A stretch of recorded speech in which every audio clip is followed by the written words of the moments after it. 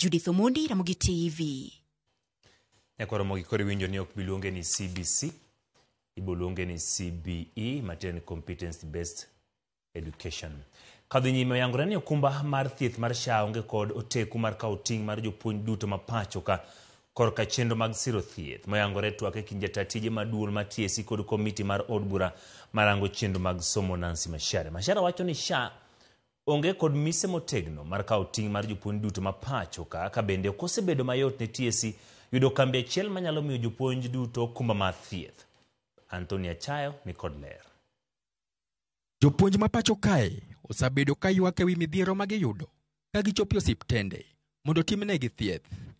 Moko kuomgi rem yudo thieth kama moko bende thieth magideko. Kata obedo ni duol mar TSC oketo koke oger miti mar siling bilion 20 gi kembe mag okumba pacho ka. Wach makamae okelo twak maiye tek e nyim komiti mar od bura marango weche mag somo mane oluongo jatatije mar TSC Nancy Macharia mondo chope nyime. Komitino dwaro ni TSC okaw ting' mar neno ni jopuonj ok kale sand mar yudo thieth. We advertise for an insurance company. We don't get, I guess, and that's just my guess, because of our size, the number of teachers.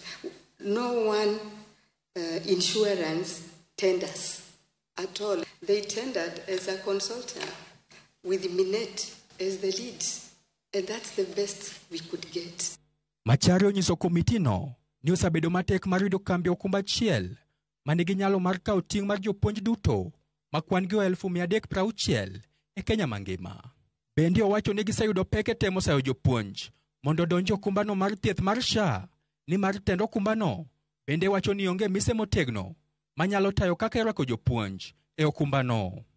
Again, we wanted to move our teachers to SHA. We have always wanted them to be the public. Either in NHIF when it was there or SHA.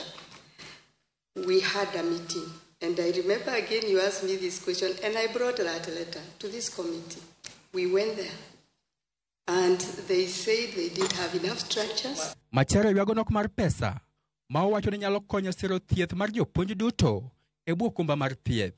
If we are not funded by Parliament to pay Minet, the consortium, then ultimately it is our teachers who suffer, because there are some hospitals who are empaneled who, if you don't pay at the end of the month, actually they just send our teachers.